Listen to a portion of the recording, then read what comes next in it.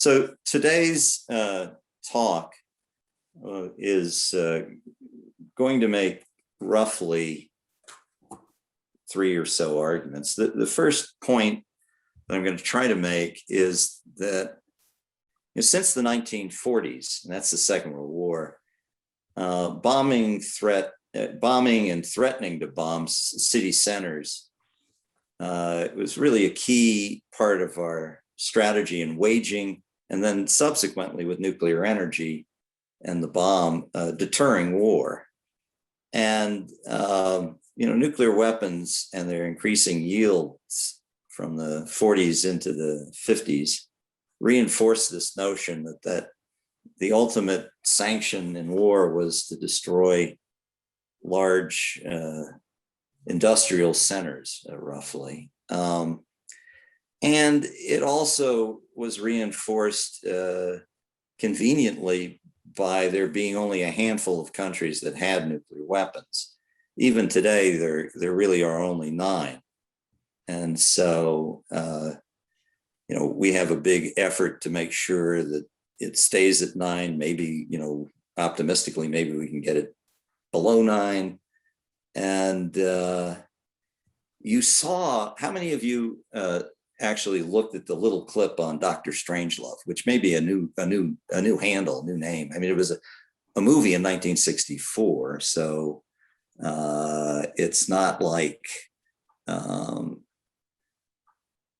I can expect everyone to know about it. But did anyone have a chance to take a look at that clip? If you did, could one of you tell me what it is that Dr. Strangelove wanted you to love? It wanted us to love the bomb.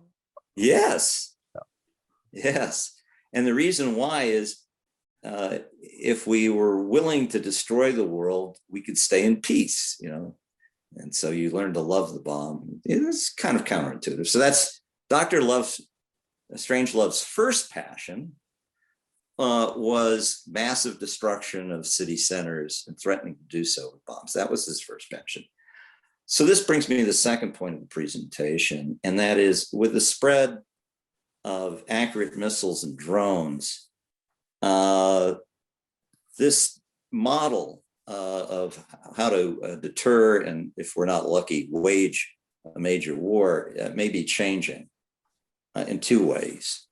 First, weak actors with relatively few precise missiles and drones may be able to harm larger powers, or certainly their neighbors, not only with precision pinprick strikes, but by hitting what I call, and the Soviets used to call, sympathetic targets. These are targets like a dam where you have a certain amount of energy you put into breaking the dam, and what's released is far greater than what you put in.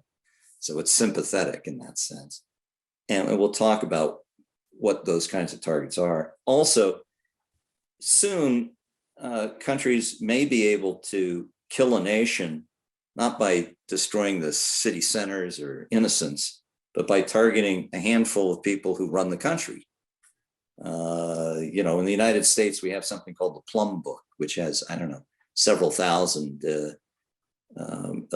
appointees that the president can make. Well, you take the first 1,000, you pretty much destroy the US government. In smaller countries, the number might be 100. It might even be less than 100. All right, now, if I'm right about all this, and I'm trying to get ahead of what's happening, so I may be wrong. It's one of the problems by, looking to the future.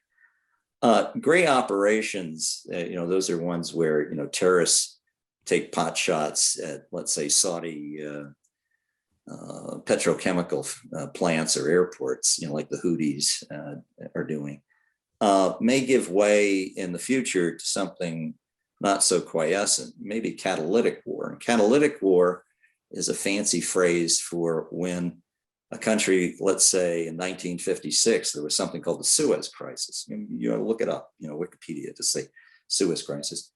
Israel was enlisted to attack Egypt, and they did such a good job attacking that the Russians said, you better stop or we're going to intervene. And the next thing you know, the United States was saying, well, if you intervene, we might use nuclear weapons. You don't want that. That's not a good thing. Catalytic wars are not a good thing. And I think we'll have to reconsider, if I am right, we may have to reconfigure what deterrence is about. So with that as sort of my apologia, telling you what I'm going to tell you, why don't I tell you what I told you I'm going to tell you? Let's go to slide 1. All right, first, you may have read this article, but what I'm drawing this lecture from is from this piece that I wrote for a journal I sit on the contributing editorial board for, called American Purpose, which is run by a man known as Frank Fukuyama. And there is a video of an hour-long interview and discussion by some pretty expert people. If you enjoy this, you might want to go to that site and take a look at the video. Next slide. Okay, like I said, the early days of strategic bombing in the 1940s had to do with hitting places like Cologne,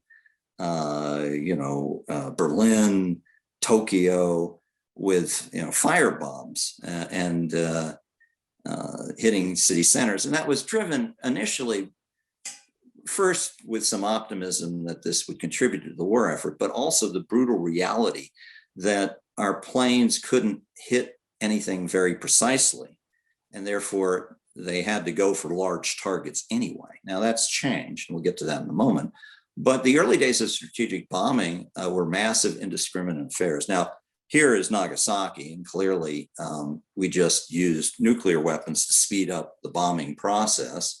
It isn't anything new in that sense, but how we did it certainly was new. During the Korean War, we didn't use nuclear weapons, but we did destroy 10 to 20% of the population of North Korea. Everything on the surface of North Korea was obliterated. It's one of the reasons they have like 10 or 12,000 tunnels where they put anything of value in. It was because of that experience. Now, what happened after the Second World War, of course, was this massive series of explosive tests of nuclear weapons that got ever larger.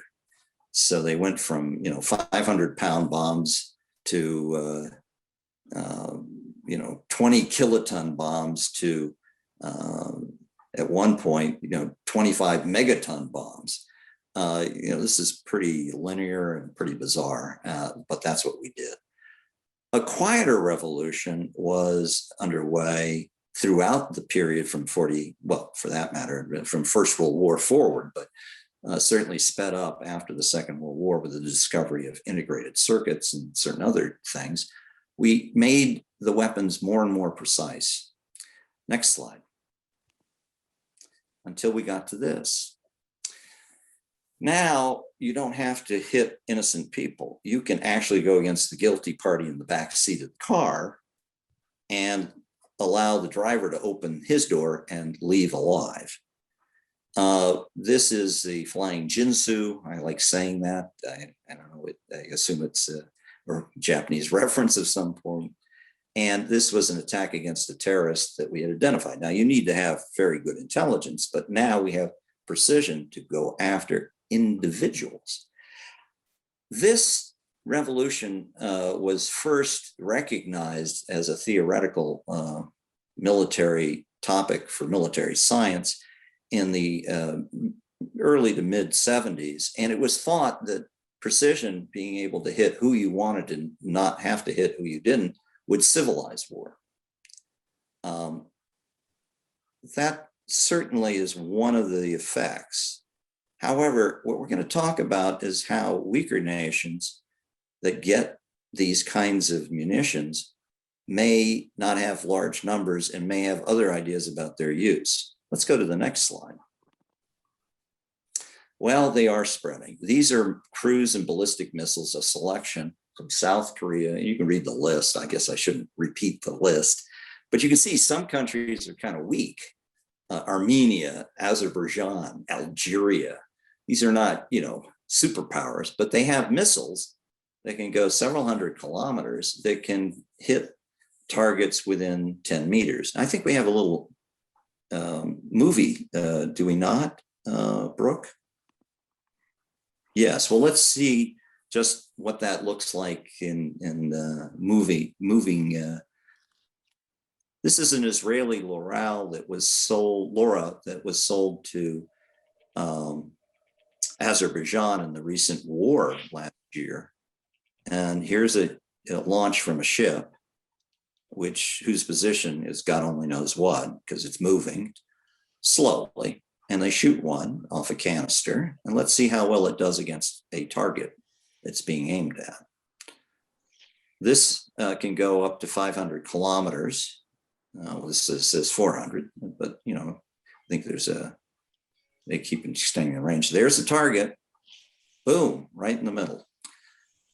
There's another version of this. The Russians gave South and North Korea Iskander technology, and here's one of those missiles being fired by a South Korean military unit against a target, the two of them.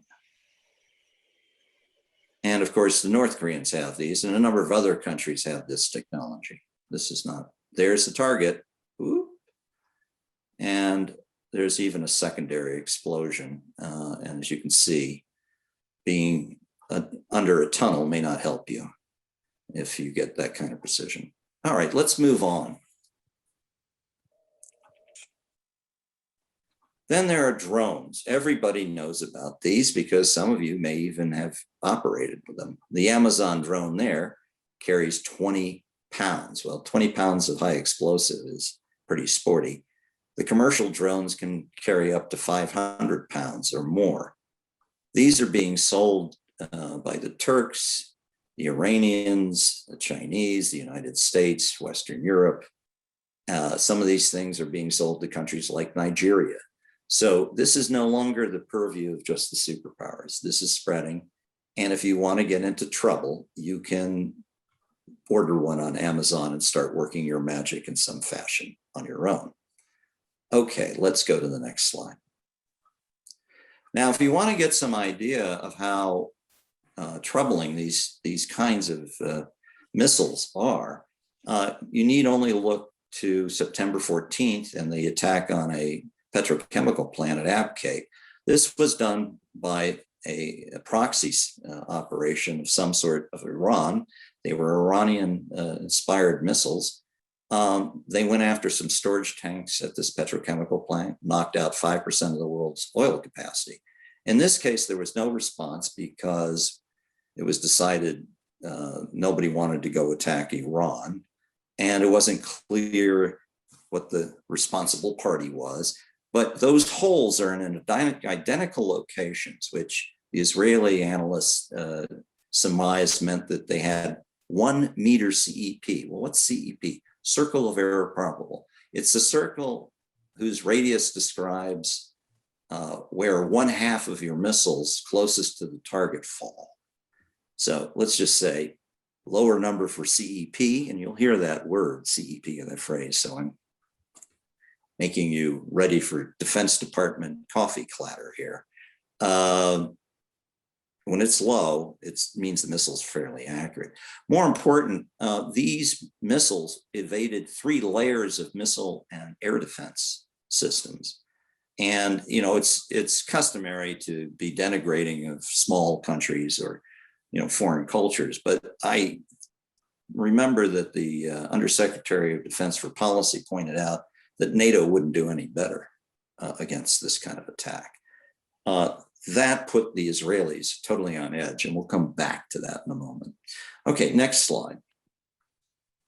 Well, if it was just hitting a target that didn't hurt anybody, I suppose directly, we could stomach it. But there was a war between Armenia and Azerbaijan not that long ago, last summer. And in the beginning, the defense spokesman announced that they were going to attack this Armenian reactor with, you guessed it, a precise Loral missile. Now, it is the case that they didn't do this. It is also the case that, reactors have been hit 13 times in the Middle East, at least by my counting, but they used inaccurate missiles or superior air forces, which of course neither Armenia nor Azerbaijan has any large sophisticated air force. These missiles eliminate the need to have that to hit targets like this. Let's go to the next slide. Well, if it was just the Armenians who threatened hitting a reactor, it would be interesting. It's worse than that. Proxy operations like Hezbollah that have Fatah 110s whose accuracy they're upgrading right now, and have prompted the Israelis to attack what they think are the shops that are improving the accuracy of these missiles. 1,000 airstrikes, I'm told, have threatened to hit Dimona, which is Israel's military production reactor. Further to the south, the Houthis have threatened to use this Burkan 2H, which is basically a Scud. It's a very large missile against UAE's reactor at Barakah. They have 4 of them under some stage of construction or operation there. So you can see a pattern. Of course, the Chinese have threatened Taiwan's reactors, and North Korea, Japan's and South Korea's reactors. So I'm very interested in nuclear things. So this is one sympathetic target I decided to do some analysis of. Next slide. With precision, you can actually do a number of things that are not fatal or release any radiation to cause lots of havoc. In particular, you can hit, the parking lot. It hurt nobody, maybe it would destroy a car, and it would force the shutdown of the plant or any other nuclear plants for fear that they might hit some of the things that are circled. The power grid gives electricity to the plant, operates all the pumps. So you hit that, you have to then depend on the diesel generator. You can see that in the lower level. You see the power grid to the right, you see the diesel generator. I don't know if you can follow me, Brooke, with an arrow. We don't have great arrows, but there's the diesel generator. And if the power grid goes down, as it did at Fukushima, they then turn on diesel generators to keep the electricity going to pump the water. Well, you could strike both, and then you might have a core meltdown, or the control room, or you could hit steam generator pipes between the reactor and the turbine, and it would release some radioactivity. If you wanted to make a big radioactive splash, you could hit the spent fuel storage pond building, and you could do some dramatic harm. But the point here is you can graduate your escalation because of precision. You couldn't do that with a plane. They just weren't that precise. So unless the plane was carrying a precision munition. Next slide. Some people say, oh, but it's concrete. Well, inventions from the Nazi period, tandem munition charges can blast through, not just a foot, but even more than a foot of reinforced concrete. So a lot of these kinds of munitions are on the front ends of conventional missiles. So, when you hear someone say, oh, well, it's concrete, I think you need to think again. Next slide. And if anyone has, I'm going a little quickly, if anyone has questions on how that thing works, I can explain it. Here shows what happens if you hit a reactor's main containment building and there's a bit of a core meltdown. Depending on the prevailing winds in South Korea, you could force lots of people to evacuate and make a war effort really very difficult. Or you could harm Japan. In fact, according to one of the analysis, an attack against a South Korean plant might harm more Japanese than it would South Koreans, depending on the wind flow. Next slide. You hit a spent fuel pond, you can force many millions to evacuate. And this is a simulation of hitting a South Korean spent fuel pond. You can have a rather massive event with a non-nuclear munition, is what I'm trying to get at. And you can graduate from harming no one to this. Next slide. But it isn't just reactors. Natural gas depots, petrochemical plants, dams, and then my favorite, explosive depots. Does anybody know what this picture is of? This Yeah, is, yeah, you do. What do you got? that's the Beirut explosion. Yeah, you're very good. Something tells me you're actually looking at Google News occasionally. Do you? I use the New York Times. New York Times. Oh my God. We have a secret agent here. Watch this person. You're in trouble. You're trouble. Okay, you read. All right. Well, yeah. The estimated yield on this. What do you think it was? I mean, nobody exactly knows, but any guesses? By the way, your job as a student is to make mistakes by guessing. It'll get you ready to be a leader in the United States government. So some guesses. I want wrong guesses. If I had to make an educated guess based on the my complete and total, expertise in judging like, tons of explosives based on one image, I'd say something maybe around like 600 to 700 like tons equivalent TNT. Well, that's a pretty good guess, and we're going to make you assistant secretary immediately. By the way, it helps to be wrong when you're assistant secretary because you'll notice no one will correct you. I'm being very cynical here, but that was a half kiloton to 2 kilotons, depending on who you go to. So you're in the zone, but that's a new normal suggests what's possible. Okay, and that was televised. There were bigger explosions in history, but they weren't televised. So everyone's seen that. And that was in downtown Beirut. Let's go to the next slide. All right, well, now we get to some interesting stuff. The Israelis are mildly freaking out right now because there are about 100,000 of those Fatah 110 and other kinds of short-range missiles and a few long-range missiles. And the Iranians are improving the missiles with accuracy kits, upgrade kits in places like Syria and Lebanon. And the Israelis have openly said that they did 1,000 sorties or raids to knock out the upgrade shops in Syria. And now they're saying, well, we may have to do a preemptive war against Lebanon. Oh, and their supposition is they have to knock out every 5th house. And then to be even-handed and be concerned about not killing innocents, they say, well, we'll give them a warning and then they can leave their house. Problem is Hezbollah is giving them a warning not to leave the house. If they do this, some Israelis say, well, won't this drag Iran into the war? And then what are we going to do?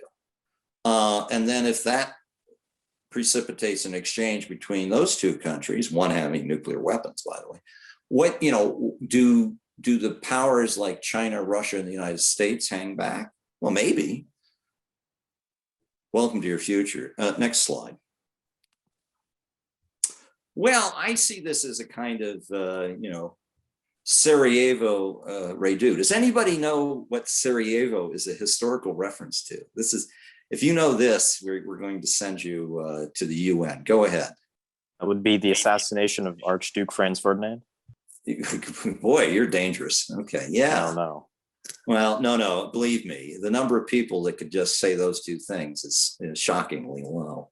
Yeah, it started First World War. We knew who the major powers were, and we even were concerned that Russia, Austria-Hungary, France, and Great Britain might engage in a war. In fact, they had some close calls over some crisis in Morocco earlier, before the First World War. But nobody really understood that something like this could start a war.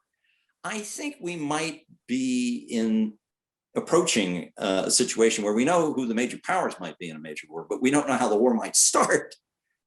That's not good. That's, if you're into deterrence theory, you might want to ponder what that means. Now, I've listed a bunch of things that could happen. Hezbollah attacks Israel, Israel attacks Iran, Russia gets engaged, question mark. Well, Russia has nuclear weapons, Israel has nuclear weapons. How does that story end? And you can go through all sorts of declensions of this. Like Iran attacks the Saudis or Israeli targets. US gets engaged. Lucastan separatists. These are folks that are in Pakistan. They're not happy being in Pakistan. Maybe they get funded by the Indians and they attack Pakistani targets. Pakistan says, okay, we know it's India. We're going to attack India. The war escalates. Does the US, China engage? I mean, all right, you get the picture. Next slide.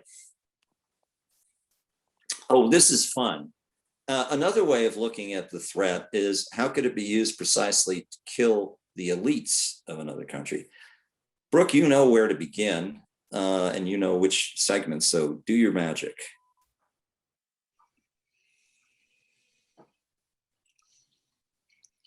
Just like any mobile device these days, it has cameras and sensors, and just like your phones and social media apps, it does facial recognition. Inside here is 3 grams of sheep explosive. This is how it works.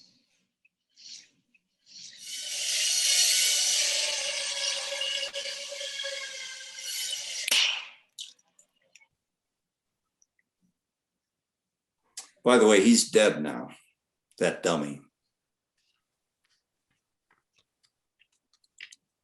Watch. A $25 million order now buys this. Enough to kill half a city. I think that one is scare tactics and is highly improbable, but you know, I included it. This is more interesting. What you can see next.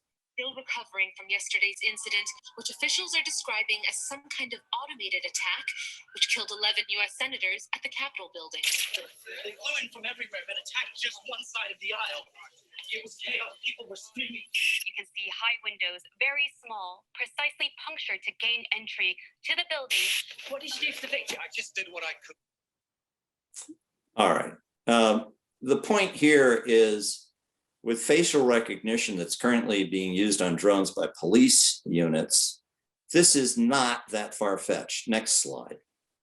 I think the idea of using large volumes of drones to kill large numbers of people is kind of kooky, but the elite thing is very interesting. And there are some precursors. In 2015, a anti-nuclear protester sent this little drone, as you can see with little red stripes, onto the ceiling of the official, they call it official residence, but it's really the official office in Tokyo of the prime minister. And you see that tarp thing next to the H. Well, they threw that over the little drone because the drone was radioactively laced with material. And this was their way of sort of driving home, no more nuclear power. Another incident which came just shortly after this drone drama. By the way, what I just showed you was science fiction, right? You do know that, okay? Is this, why don't you play that out if you would? It was some drones detonated near where President Maduro of Venezuela is speaking. And it's very interesting what happened. Let's see if we can get that up. It's a little complicated to get it up. And then we're pretty much done. Yes. Number 5, here we go. Watch this.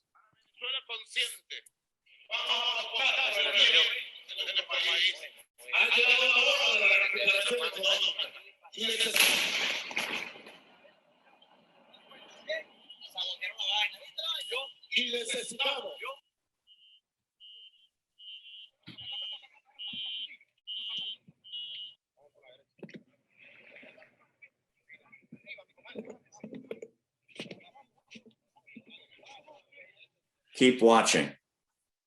Keep watching. Yeah? That was just a few pounds of explosive, if that. So it's highly leveraged. Let's just say that. Next slide. Okay.